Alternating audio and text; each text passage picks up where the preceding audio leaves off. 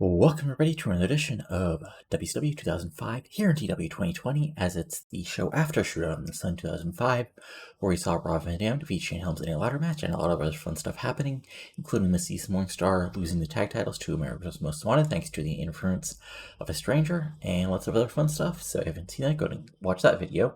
But before we get to the actual show, first we have the 2004 year-end awards, which I'm going to continue to link probably until Suprerbrawl just to see how many votes I get in here. And so far, we got Wrestler of the Year, which is Booker, Eddie, Joanie Laurer, Monty Brown, RVD, O'Hare, and Helms. Tag Team of the Year, which is Riding Chavo, America's Most Wanted, Jett in London, Miss East Morningstar, and the Silver City Rollers. Women's Wrestler of the Year, which is Celine Cartier, Gail Kim, Joanie Laurer, Nikita Colt, and Tricia Skye. Match of the Year, which is all these fun matches. Moment of the Year, which includes all this fun stuff. Face Character of the Year, which includes Celine Cartier, Never Saying Die, Caning, giving everybody Caning cutters, RVD, the whole effing show, Sean Hare creating a Future Shock, and Sting and Flair, old gunslingers playing dirty. And then for the heel character of the year, we got Booker with his Queen Charmel, Palumbo, badass biker who turned on his friend, Jarrett choosing his chosen few, Joanie Laurer, the evolution of women's wrestling, and Jonathan Toro creating his Roman Empire. And our feud of the year, we got all this fun stuff and favorite stable. So again, just go ahead, follow the link below, and whether you don't have to watch every show, but just put down what stuff you've liked or haven't liked from the past year in game of this save. But now let's get going with our show after Showdown in the Sun, Nitro, live from beautiful historic Arena, Mexico. And we start out with a pay-per-view recap, including highlights include Miss East and Morningstar losing the tag titles, like I said, Sean O'Hare getting basically screwed over by Chuck Palumbo, and Rob Van Dam retaining the WCW World Heavyweight title in a big-time ladder match, which unfortunately did not do as well as I hoped, but stuff happens. So yeah, there we go. Again, this is Arena Mexico, so I wonder, I think, as long as people are over enough, the language barrier doesn't hurt quite as much, but we'll just have to see. This might be actually kind of a disaster of a show, but I looked at back last year's, and I think I did pretty well, so we'll just have to see. Regardless, begin with, of course, the music of none other than Jeff Jarrett, your new number one contender. And if you're wondering if Teddy Long will have anything to say that Nitro gets the title shot on the first, on the multi-brand pay-per-view of Suprerbrawl, you'll just have to see about Revolution. But regardless, Jeff Jarrett comes out with his chosen few, who of course beat the Hart Legacy last night on pay-per-view, and he begins by saying that, "Slap nuts, all of you slap nuts, listen. What you have here is the greatest collection of talent in WCW today. You have Mark Jindrak, Simply Johnny Vine, the people who I rose up to the top in WCW, and without a doubt, they should be the new number one contenders. But what's more important, perhaps, is that I will cap off my legendary career at Suprerbrawl once again by defeating Rob Van Dam and prove that I'm truly the chosen one in professional wrestling, and there's nothing some overhyped gymnast who made his career in Bingo Hall can do about it. Yes, you're the world champion, but by inches. And the only reason you even got that title shot is you managed to somehow beat me a few months back in a cage match. But at Suprerbrawl, there's going to be nothing you can do except face the music slap nuts." Cue, whack, as Rob Van Dam comes out, as he just comes out kind of smirk as he comes up to the top room and says, "Ah, man, okay, so Bingo Hall, check.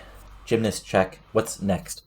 Jeff, a joke about me getting real high? Look, Jeff, I've kicked your ass before, and I'll kick your ass again.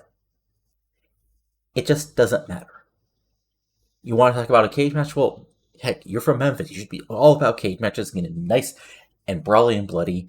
But I flew off the top and pinned you 1, 2, 3 to earn the title shot, which I didn't feel a lot. And that's why right now I am the world champion, which means I'm the greatest wrestler in professional wrestling today. You cannot like it, but that's it. Oh, and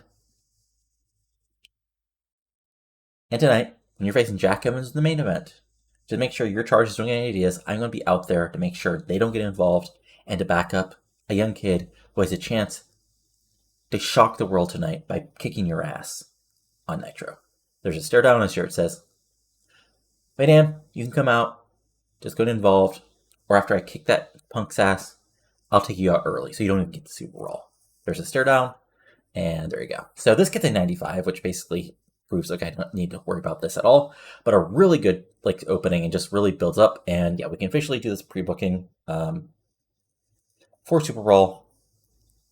Is going to be Rob Van Dam versus Jeff Jarrett for the WCW World Heavyweight Championship. So then we move forward as we have our main event graphic featuring, Jack Evans as he gets the big main event match against Jeff Jarrett tonight in 63. And this will be something I'll be doing a little more because before, with how many people I had on the roster, I could have the tag team division basically in its own secluded corner of the division, not interacting with the rest of the main division, with the rest of wrestlers, because unless it's basically a go home show. But with this, you'll be seeing singles wrestlers and tag teams getting more singles matches just because, well, I need the bodies, But regardless, this gets put over 63. It's just a graphic, and then we go backstage where Jason Jett is backstage with his TV title, doing backstage wrestling stuff. When Chavo Jr comes up to him and he says, "Look, Jett, you're a TV champion, but you got lucky last night in the wildness of that fatal 4-way." Jett fires back, "Look, Chavo, you don't have to like it, but I'm the champion for a reason. It's because I am money for WCW, and I'm going to continue to be money. So if you don't like it, come get some." Chavo's like, "No, I'll happily have a match for you tonight, but Bischoff won't book it.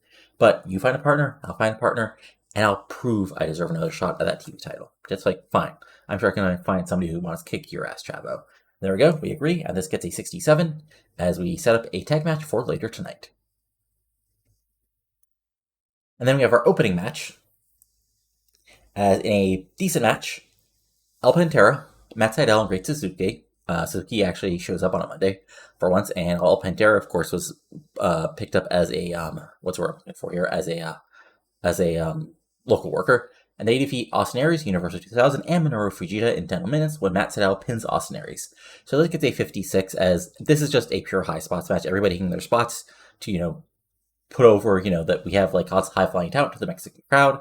Suzuki hits a Suzuki special, Sydal flies around, Sydal Universal 2000 acts as a base.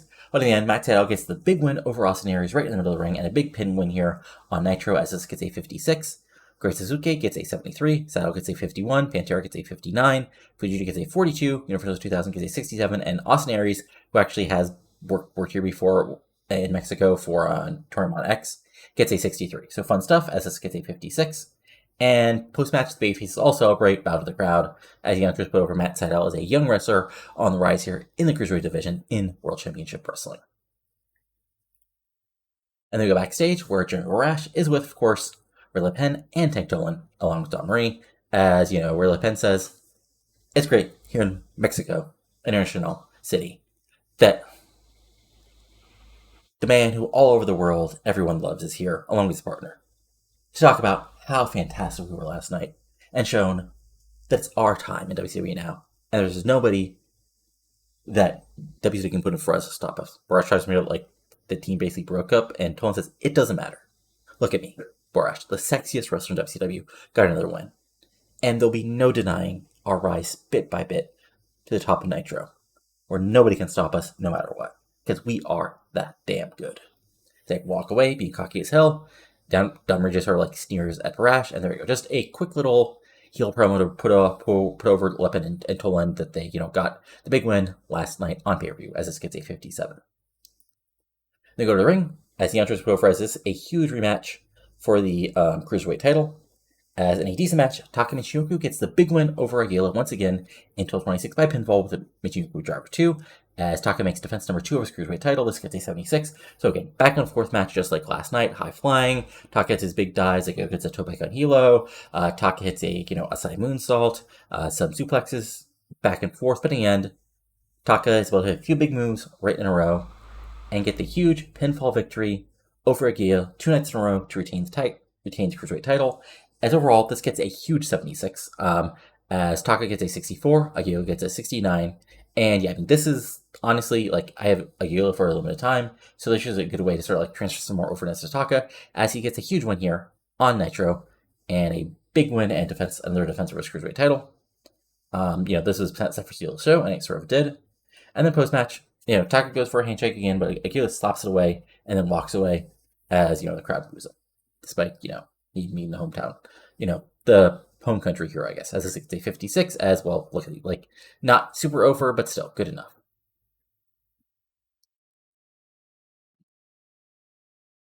And then we go to the ring where Tajiri basically, takes the mic and says, Yang, get out here. And, basically he waits a moment, as the interest, explain what happened last night before Yang comes out. Now, instead of being in his former Young Dragon gear, which was probably changed a little bit because wrestlers change gear is just a consistent, but now he's dressed in suited up Yang style. And the crowd boos as he stands up top of the ramp and, Tajiri motion for come. When out of nowhere, Kaz, who's not been seen in weeks, comes out and makes his debut as a member of the Nitro roster, attacking Tajiri from behind, kicking him in the back of the head, picking up, hitting a quick Death Valley driver to a brainbuster, Death Valley driver to a powerbomb, laying him out, working out of the ring, and then embracing Kaz, raising each other's hands, as it seems like Kaz and Yang are now together. As this gets a 60, as, none of these guys are what you call, great, but this is, creating a story here as this gets a 60, and really putting over that Yang is a heel, and he looks like he's now allied with Kaz. So fun stuff for that. As we then have our tag match as Mark Jindrak and Simply Johnny Devine really continue to put over each other. Put over our erstwhile lower card droppers here as Ernest Miller and Shannon Moore just get killed. Maybe Miller gets a couple kicks in, but they just get destroyed here as Devine gets the pin eventually in a couple minutes with Shannon Moore with a Divine Intervention. And, that's basically just a quasi-squash win for Devine and Jindrak as the announcers put over that W officials did make it official.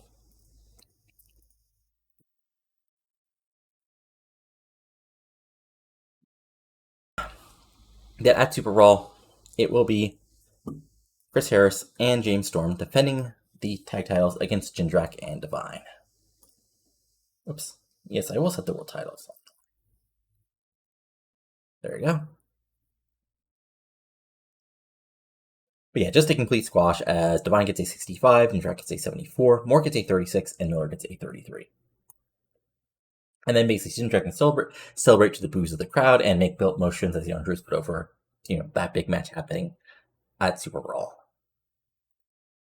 And then we go backstage for Jack Evans' promo, which gets an 83, which actually is better than I thought. Probably helped by putting out just Jeff overness, but he says basically, I've been a champion before here in WCW, but reality is right here at Arena Mexico, the cradle of lucha and professional wrestling, being the main event against Jarrett is the biggest moment of my career.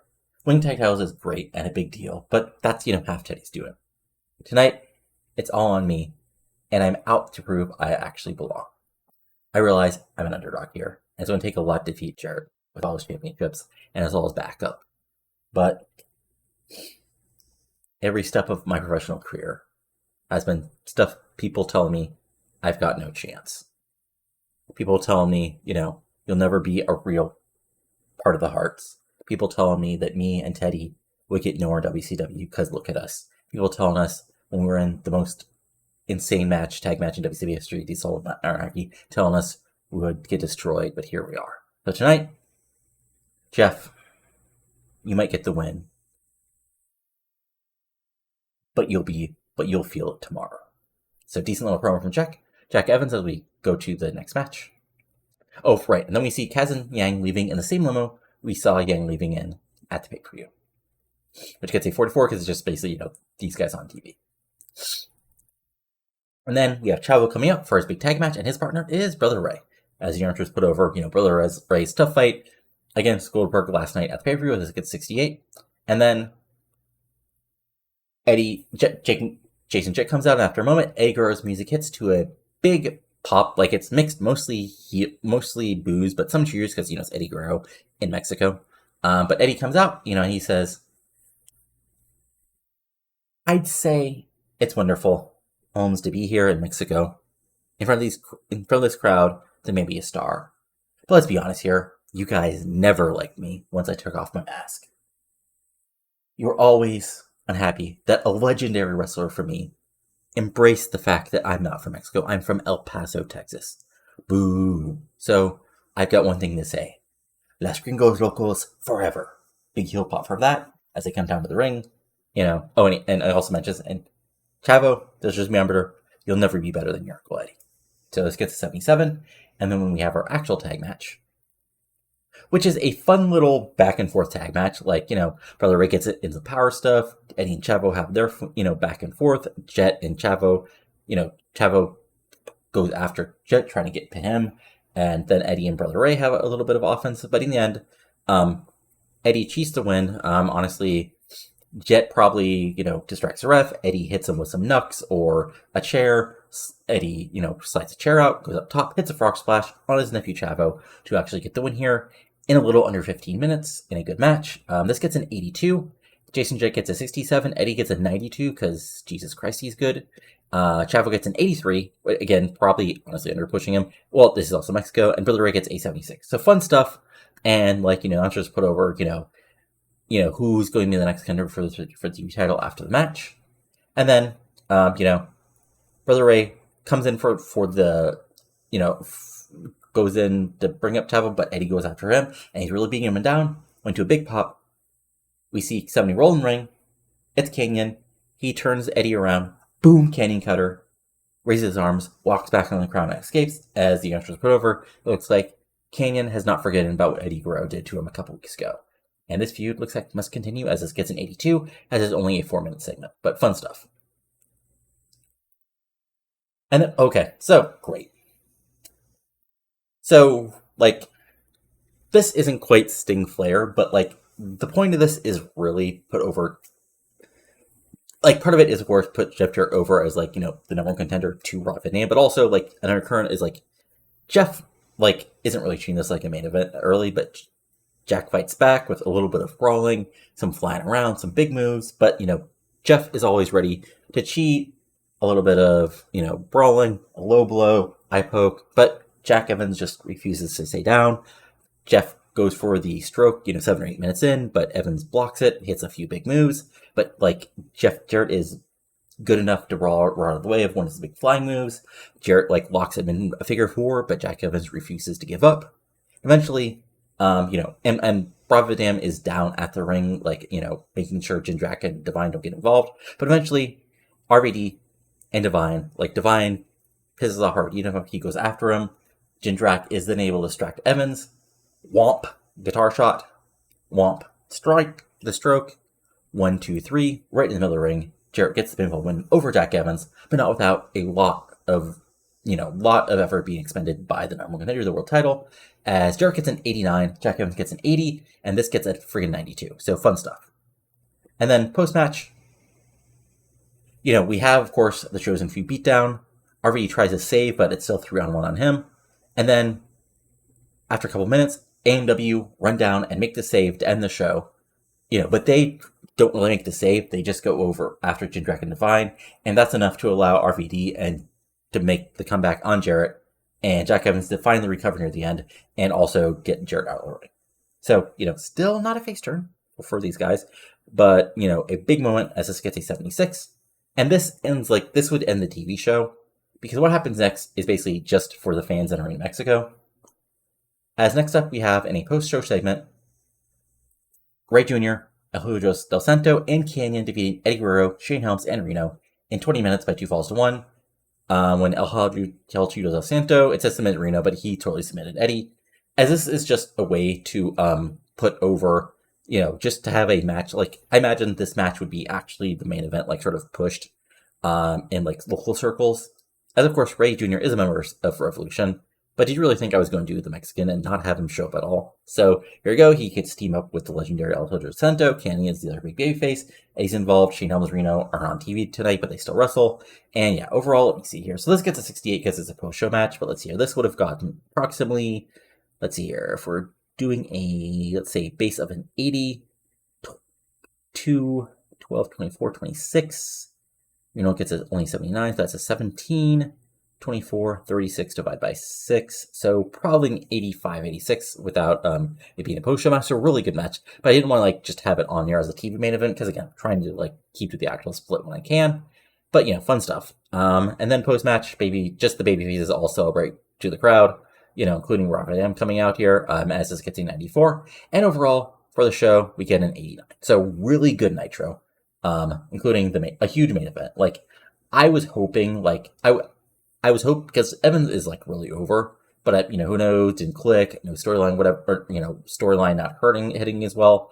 But still, Jarrett gets in, but these guys are really over, so I was hoping for like a mid-80s, but that was like really shockingly good. 89 overall, and we'll see what Raw did for their show, leading up to, of course, the Royal Rumble. We'll see if they're going to push Benoit, because it's absolutely hilarious that they have not pushed Benoit as a champion since the EII chose him as the champion. Like, this makes Benoit's actual push as world champion look like a lot better, honestly. Anyway, okay, let's see here. Lumini extended his deal. I know Taka's deal's ending. All right, so we got Raw. So Raw had Big Show taunting Chris Benoit again in an 85, Undertaker and Lesnar brawling, Amber James, also better known as Amber O'Neil, defeating Selena Majors, Molly Holly defeating Christy Cummings. So again, Christy Ritchie in a 77, Jackie A defeating Nico DQ. Jeez, this is like a women's revolution here. Shawn Michaels winning a squash, Chris Jericho defeating Dinsmore by DQ in 99, because of course, Gallows of Bruja, which is Kane, Vampire, and Leviathan defeating Christian Bump and Grind in 87, and Edge and Undertaker defeat Triple H and Brock Lesnar in a cage match, because of course they do it in 99, but overall they only get an 89. So fun stuff. Let's see here. Anything else of note? Gay had one of their big shows, which had Akira Feoka defeated Toshi Yomitsu in a 76, and Inoue and Toyota defeated Suffering, which is Miko Satomura and Mio Wahihazawa. I'm sure I killed that one in a 75. So fun stuff. And yeah, interesting. Let's see here. Anything else much of note? Not really. Noah's doing their tours. They're doing tour stuff. Gil. Okay. Oof. Okay. Gail Kim, she's a real... Gail, you're like the third most important woman in the company. Jesus. Okay. And hey, Brian Adams is going to Noah, and Norman Silo is going to Noah. Have fun, guys. Akabonos has the amnesia cartilage. Okay. Sorry, I'm just going to some random stuff. So I'll be back in just a moment with Revolution. Okay, and welcome everybody to Revolution, live from the beautiful Kemper Arena in Kansas City, Missouri, which I think I might have gone through too soon, but anyway, regardless, we start out the show with basically a tape segment which just says earlier tonight at the bottom, and basically it follows Teddy Long along with the camera coming out of the arena into the parking lot, where basically O'Hare and Palumbo are brawling as Raven is, screaming at Teddy Long to basically, run a tight ship and get rid of this interloper. Like, we see, the officials try to break off O'Hare. O'Hare fight, pushes them off, goes after Palumbo. Palumbo, Palumbo fights dirty, attacking O'Hare from behind. Like, as he's getting taking over to the officials, more officials come to break them apart. O'Hare, goes to kick over Palumbo's bike as he's, as basically just arrived, and O'Hare attacked him. And, officials pull off of each other, as Long is just looking very upset at both men as he tells Palumbo to get in the ring, to get in the arena. Well, he yells at O'Hare, "Look, Nitro's your show. I'm sorry, but I gotta send you to lockup, because otherwise that asshole's gonna get very upset. You hear me? So player, cool off, and then go home." And that's basically the start of the show, as this gets an 88, continue to build up, the National Reporting Race feud. Oops, let me actually try that again. Here we go, then we get the main event graphic, which is going to be sort of a rematch of Tricia Skye versus Joanie Laurer in a women's title main event. Actually main eventing the show, and we'll see how that goes. This gets a 72. I think our opening match, as a woman actually opening the show, as Celine Cartier and Roni Jonah get a big win over Lexi James and Angel Fox. As this is a back and forth match, basically Roni Jonah plays the face in peril as Lexi and Angel, are the more loyal team, as he mounts over Cartier, and he's finding a new tag team partner, as a performer partner has decided she'd better off as a cowboy than a competitor WCW, give a shot at WWE. But, fight back, but Celine Cartier gets the big, babyface fire, things break down. But basically what happens is Cartier, Lexi goes for the Lexi DT on Cartier, but, Cartier blocks it, hits a big move, basically, stuns Cartier, with the stuns Lexi with the Swiss Leve, sort of basically out of nowhere, and gets a pinfall victory before Angel Foxes come and make the save. And a big victory for the babyfaces here, as this gets a 57, Ranger gets a 39 as we're continuing to build her up. Cartier gets a 63, a bit of a rebuilding her momentum, as the heels can take a loss here, as Angel Fox gets a 61 and Lexi James gets a 55. And most matches the babyfaces celebrate, as this gets a 53, as, Randy Savage notes, it's interesting that Randy Jordan got the win here with Cartier, but she couldn't get the win with Danny Earhart, as Mike Trace played off. We go backstage, where Alex Wright and, Tori are basically going over what's next step for them, as Cash enters, their space and says, we're not finished here. I still think I could kick your ass and prove that I should be rising up here on Revolution. Just because I didn't win the TV title doesn't mean I can't kick your ass, right? And Wright's, basically agrees, take me on any time, talk to Teddy Long, and we'll get a rematch, and I can move past you as well. So continuing this little mini feud, as this gets a 75. Nothing too fancy, but just, basically straightforward, backstage statement, as Tori, then says as Cash leaves the ring, and she says, look, we got to keep ourselves focused and not get involved in things that we shouldn't. Right? Says, look, I understand, but I got to kick this guy's ass to do what you want to do. You understand? And Tori agrees as we move forward with this, sort of new angle of, Tori trying to get Wright focused, as this gets a 75. Good stuff. Actually, shockingly good stuff.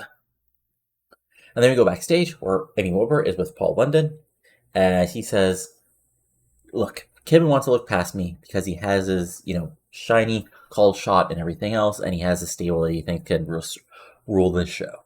But every time he and his running buddies try to take somebody out, I'm going to be there. And tonight, we've got a tag match. Me and a partner against a former tag title holders in the form of Kidman and Storm. And you know what? I'm going to have my old partner because he's a jackass now. But I got somebody even better.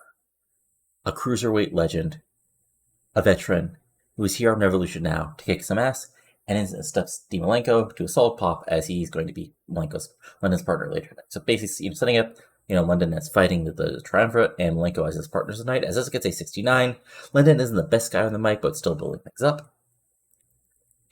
As we then move forward, as Teddy Long is talking to Palumbo, and he's basically saying, look, I know guys like O'Hare, and he's not going to give up until you give him the fight he wants. And Raven steps and says, my man's done with it. He beat him. Hell, Teddy, why isn't my man getting the title shot at Suprerbrawl? He won at Starrcade, and he's won matches whenever you put him in front of him. And Teddy's like, look, the Executive City Committee decided that Jarrett versus O'Hare was a big enough match to merit the number one contendership player. And it didn't help that you stuck your nose in as a member of Revolution.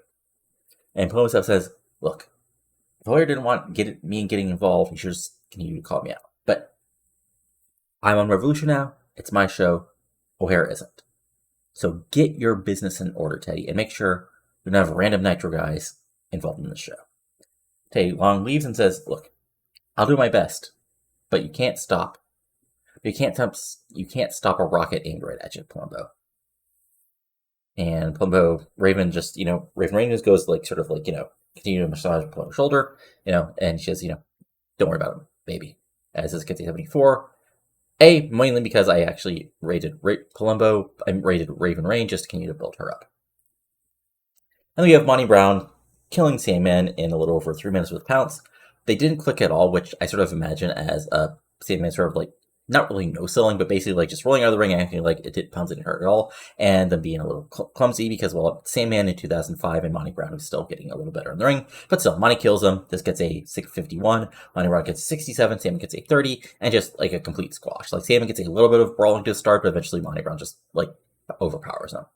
And then he takes the mic and says, I kicked Goldberg's ass. And instead of a world title shot, being the number one contender, said I see a chosen one getting a title shot, and I'm stuck wrestling some drunk because that peanut head in the back can't do his job correctly. Well, here's a reality for everybody in the back and in the crowd tonight. I'm gonna keep on wrecking fools till I get what I deserve.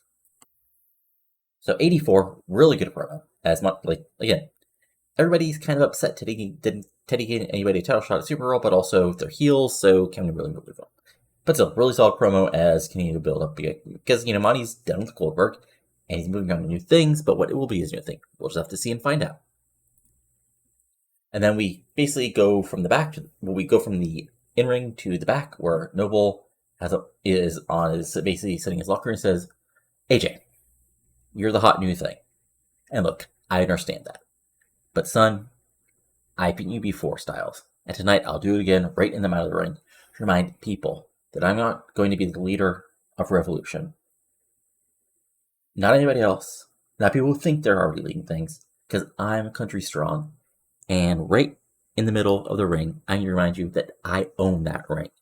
And anybody wants to beat me, I'm going to make them ask one question to themselves. Tap or let some bones snap. So a little bit more of a serious Knoble, but still the country character, just sort of refocusing him. And this gets an 84, which is also really good. And then we go backstage where Teddy Long is sitting in his office, and in comes a new wrestler who smart fans may know as Lacey, but she introduced herself as Lila Vivaz and says, she wants to be on the main roster now. She's done her, she's done what she can in Los Angeles, and now she wants to face some more competition here in WCW. And Teddy thinks for a moment and says, I'm happy you're not waiting for something and wanting right at the top. So next week, why don't you face a woman who also wants to earn something? So why don't you face in your first match here on Revolution as part of the women's division, we see Busek. Pop for that as Lila Vivaz will have to take on none other than Misa Busek in her official WCW debut. So this gets a 64, solid stuff. Lila doesn't do great, but actually better than I thought. And also only a 2-minute segment. Oh, that's interesting as far as chemistry. Anyway, in a good match, Paul London and Dean Malenko defeat Billy Kidman and Lance Storm in a little over 13 minutes. London pins Storm with the London Collar. So, you can sort of imagine what this match is. Malenko's a veteran, a little older and slower, but he's still really good. But he actually plays he comes in for quick shots. Kidman and Storm are really good tag team together and a really well-oiled heel team. But eventually, things break apart, and unfortunately, Paul London is for the heels. Paul London is able to hit the big London Collar and Judas Hart press to get the pinfall victory right in the middle of the ring. 1, 2, 3, and a big victory over at the Triumvirate. As this gets an 80, Storm gets an 85, Kim gets an 87, Malenko gets a 56. That's one downside because he's really hitting age decline, and London gets an 83. But they actually also have excellent chemistry teaming together. So post-match, London and Malenko celebrate, and Kidman is, of course, as you'd expect, pretty upset on the outside.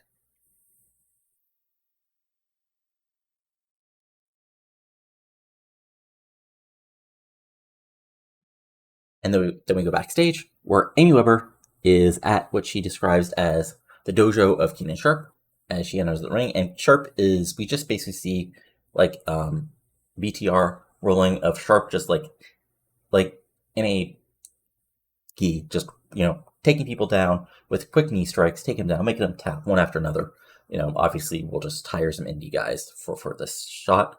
And then, Amy Weber tries to talk to him, and he asks her, "Are you on the path?" And Amy Weber says, "No, I'm just trying to get some questions out of you after Ken Anderson defeated you." And Sharp says, "Look, the path has its own bumps in the road, but Ken Anderson, that young cocky punk, is not going to get in my way. I'm a former United States champion. I defeated a legendary Rey Mysterio Jr. I'm not going to let some idiot from Green Bay, Wisconsin, get in the way of the path. So he'll simply need to follow me if he wants to advance, or I'll send him back to Wisconsin with some broken bones." This gets a 62 as I rated Amy Weber, is trying to build her up and also building this storyline. Fun stuff. And then we have our semi-main event, I believe. Yeah. As in a... Why didn't the booking details work here? Okay, I guess I didn't notebook this correctly. Yeah, I thought awesome. Well, okay, I mean, again, not the end of the world, because this should have been like this should have been mid 80s, but I forgot to add a storyline to it. Oh well, shit happens. But, back and forth match, Noble gets to do his, technical stuff, trying to make Styles submit and do some like big suplexes of his own. Styles gets to fly around, hits the moves on to DDT, his other high flying stuff, goes for a style clash, but Noble basically reverses it and tries to lock in a trailer hitch. But AJ Styles fights out of that, back and forth. But eventually, Mike Awesome comes down to ringside, and like as Styles is going up to the top, he basically pushes AJ off, and that allows Noble to roll Styles into a cradle, put a foot on the ropes. 1, 2, 3. Jamie Noble gets a big win here on pay-per-view. Or not on pay-per-view, but on Revolution. 72, this should have been like an 83, but I totally forgot to put associated storyline. And also, maybe I forgot to add the... Oh, I see. I had Tainted Fish and a quick clean... Okay, yeah. And I think I forgot to add Awesome as an interferer. Oh well, stuff happens. What can you do? Anyway, so as Awesome is, like, on the outside cocky, Styles just runs and flies at him with a plancha, and they begin brawling. Awesome, of course, gets the advantage because, well, he's Mike Awesome and, like, much bigger. But, AJ is still fighting, and eventually, like, Rey Mysterio comes out, to, save AJ and pull him back as Awesome is cocky and they're about to go after them both when Storm, like, tests him first, says, this isn't the time. We can kick their ass later. Awesome, is ready to go, but after a moment, he and Storm walk off. As this gets a 79, continuing to build this, Revolution babyface versus heel storyline. Fun stuff. And then, oof, oh no. Okay, again, I probably should have just rated Amy Weber, I think. Oh well, shit happen. Again, this is like me in these first weeks of the split, figure out what will actually work and what won't. So, Amy, is basically, as O'Hara's leaving the police station, like, we see, like, O'Hara, like probably, like, signing a autograph for like, a police officer as he, walks out. And, Amy Weber, like, basically, asks him, are you going to continue to get involved in business on Revolution? And, O'Hara's, like, is opening himself and says, look, I'm sure you're trying to do your job, but I'm heated right now. So, please just let me talk and then leave me alone. Palumbo, you need to do one simple thing. And he looks over and says, nothing personal. Stop hiding behind your woman. Actually beat me with your own hands, Chuck. Don't hit me with a chain. Don't attack me from behind. Don't try to run me over with your motorcycle or any of that BS. Just get me on that ring and pin me 1, 2, 3 with your own hands. Because until then, everybody, even if because you won they have to give you opportunities, will not think of you as on my level. Because I'm a former world champion, Chuck. And that's something at the moment you'll never going to be. Until you actually beat me with your own hands. Your own damn hands. Then he walks away. 64 because I rated Weber. Because again, this is more of like an actual like segment. But maybe I should have not rated Amy. But shit happens. What can you do? And then we have a Nitro recap featuring Jeff Jarrett and all that mess. And then we have our main event. Which, okay, no, first we have, first then we go backstage where AJ Styles is, backstage, just doing backstage stuff. And Anderson walks up to him and says, look, Styles, I saw what happened with their awesome storm. Look, Ray's a legend and all, but if you want to fight back, you need a guy willing to get in the dirt and, willing to brawl a little bit. And he's like, I'm always going to need backup time sometime. And Ken's like, hey, just knock on my door, and I'll be there if you need to kick some ass. So Anderson walks away as sort of the young guns of WCW continue to try to, get things set up here as they fight Triumvirate and everybody else. And then it's time for our main event. Ooh, okay. This gets a 78. Wow. Wait. Why did this... Okay, hot crowd, looks... Okay, yeah, I'm going to continue to get dinged, but oh well, shit happens. So, like, this is a really good match. As you can see, like, this would have gotten 85, 86 if not for the not selling. I mean, I'm not shocked by that. So, like, really fun back and forth match. Like, Lawler uses her power to throw Tricia around, goes for the powerbomb early, but Tricia fights back, fights back with her own, big forearms, a big, like, Northern Light suplex for a near fall, goes for a sort of like tornado DDT, hits, brawls, Laurer takes back over, throws her to the outside, big boot, hits like hot shot on the ring barrier, continues the beatdown, but Laurer, but Tricia fights back, hits the chick kick, goes for the sky's the limit, but, basically, Laurer throws her off and hits a big, big clothesline, big boot, looks like she's going to hit another powerbomb, when out of nowhere, Gail Kim just slides in the ring and just drills Laurer with the women's title belt, getting DQ. Tricia's there, like, shocked, as the announcer calls for the bell, and there's not a clean victory. Come on, did you really think I was doing a clean victory here in Nitro for the women's title? Anyway, this gets a 78. Tricia Skye gets an 84. Joanie Laurer gets an 87. Better color commentary, now selling, match cuts crowd hotter, yeah, all that fun stuff. And then, basically post-match, what we have happening is Tricia, like, basically Laurer, like, is recovering as Tricia just, like, says, what the hell? And Gail says, blinks at the belt, tosses it back to Tricia and says, this is going to be mine. And as she's leaving, of course, Gail Kim, Joanie Laurer recovers and goes after her. And Tricia Skye, being a good babyface, like, fights off Joanie. Joanie, like, bitchly backs off, points at both of them, goes to the back upset. And then Gail Kim pushes Tricia away, says, I didn't need your damn help. And there we go. As this gets a 93. And overall, the show itself gets an 84. Okay, good stuff. Like, again, not the best show ever, especially because I screwed up the storyline stuff on 2 matches, so that probably would have been like an 86 without that. Oh well, not the end of the world, could have been a lot worse, honestly. And let's see here if we have any interesting news, and then we'll go from there. Surfaces.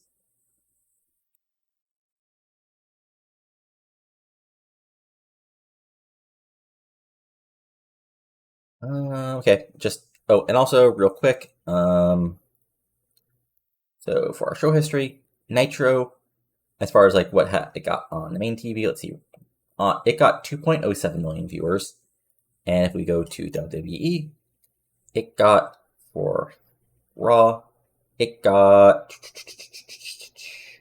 2.28, so still, like, we're about 200,000 behind, so we're getting there. Let's see here.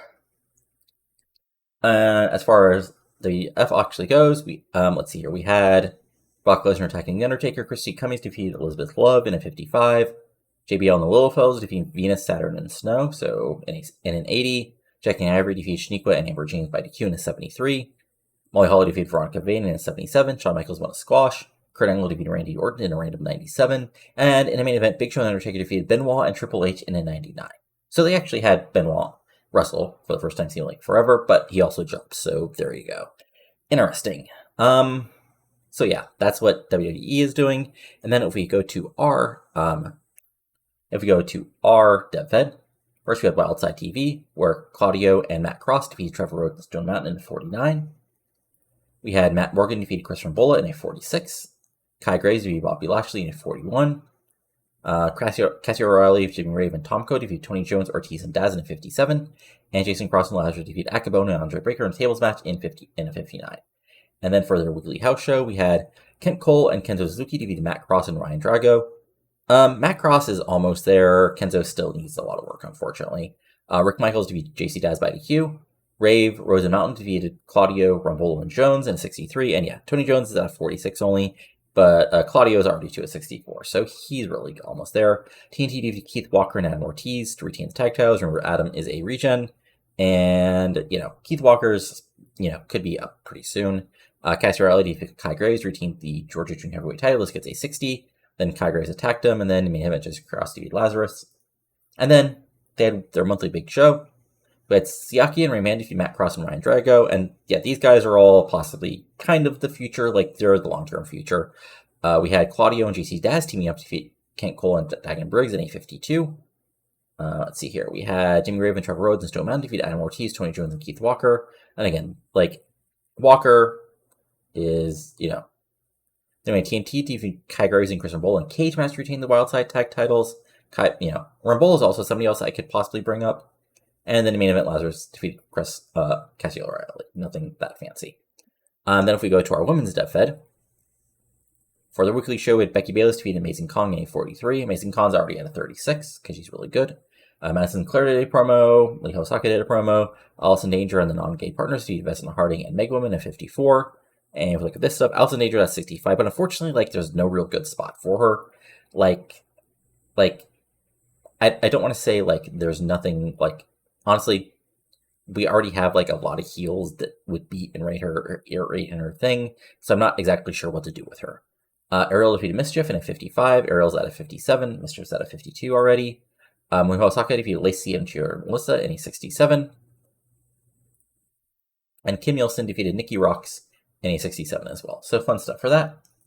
If we look at HWA, I think, you guys did not see this. So they had their, let me see. I always forget what exactly you guys see and don't see. Okay, yes. So they had their monthly big show. We had Jimmy Jacobs defeat Nick Mitchell, who's on HWA 34. Gold Jordans and Cyberswag defeat Corey Castles, Alex Shelley, and Bradburn at 46. Remember, Bradburn's a regen. Russ Haas defeated John Cena at 47. And Cena's are getting close to being there. Ekmo Fatu and Excalibur defeat Rocky Romero and Andy Douglas. This is a match that happened in this universe. It got a 56. Divinity of Ray Steele and Scott Vick defeat Capitelli and Sharkboy for the HWA Tag Team titles. This gets a 58. Capitelli is at a 57.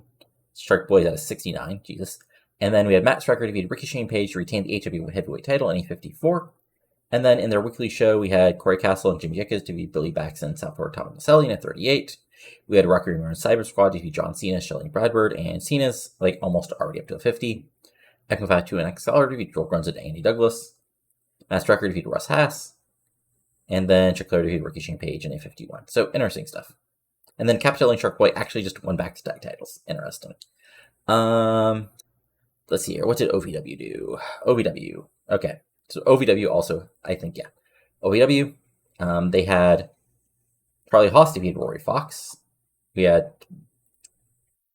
Angel Orsini and Miss Natural defeat Aberdeen Chambers and Sarah Stock. None of these women are quite ready. Mafia defeat Too Tough Tony. Rico Constantino defeat Steve Bradley. Homicide and Spanky defeat the A Squad in 62. Joy Masters defeat Joey Ryan. Justice defeat Rob Conway. For the Saturday show, we had Steve Bradley defeat Chuck Hope in a match that happened in this universe. Chantel Taylor defeated Sarah Stock. Chantel Taylor's.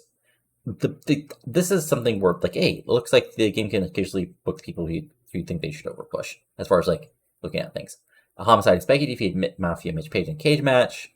Rico Constantino and Trent Becker retained the tag titles with Joey Matthews, Danny Pewter. That's sure a team. And Justice defeated Joey Ryan. And then for their monthly big show, let's see here, things of note. Bloody Phoenix defeated new signing AJ Sparks. Mitch Page defeated Too Tough Tony. Mafia defeated Chemo. Match is probably real stiff as hell. Let's see here. Riptide defeated Sarah Stock. Chantel Taylor defeated Lizzie Borden. Joey Matthews defeated Danny Dorian. It's freaking 65, so that match probably was really good.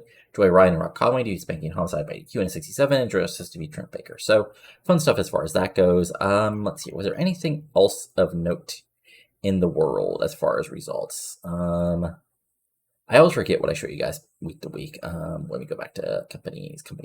There we go. All right, All Japan had. So yeah, All Japan had a show, but unfortunately, it was no good. We look at matches of note. Yoji Anjo defeated Yuki Ishiga for the AJBW World Junior Heavyweight title. Kurt Hennig defeated Yano in 57. Taiokeia defeated Suwama in 68 in a match that probably also happened in All Japan in the last couple years. Kawada defeated Kengo Kimura in 66 in Yikes, that's a veteran match. And Takeo Morai defeated Hirosase to retain the Triple Crown. So All Japan not doing great. Let's see here. Was there anything? I'm just looking over stuff. Let's see here. I feel like there was something else I wanted to show you guys. New Japan did New Japan things. Let's see here. WCW.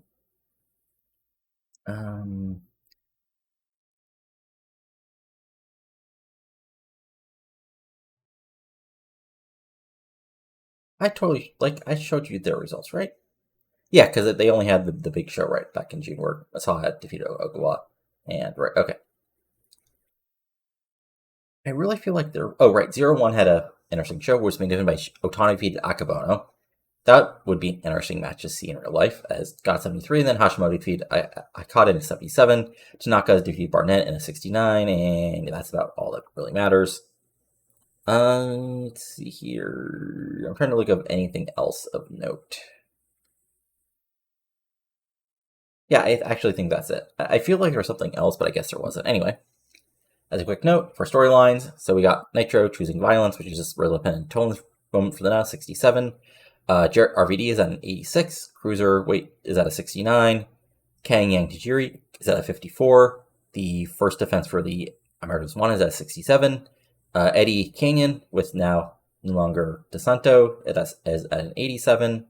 Stepping up, well, that's still going. Beautiful Violence is at a 53. Joanie Syndrome's at an 83. Anderson Sharp's at a 65. Next Man Up, which is Kidman London's at an 84. And the AJ This feud is at a 79. And then if we look at didn't get some dark, so I did it in advance because I wasn't sure about how well the Mexican audience would respond to a long segment like this because of English, but still it's at an 80. Coach is at a 49. I probably need to reset this up or redo it. Natural Born Enemies at an 84, and the TV titles fuse is at an 82. So fun stuff, like you said, but not the best week of shows, but we're really getting to build things. But that's it for now. If you enjoyed this, go ahead and give it a like. Or comment below, or liking and not liking. Of course, subscribe to the channel for plenty of TEW 2020 content, including this series, my New Japan series, which I took this week off just because I didn't have much time. But that's for now. So talk later, and adios. Have a good one.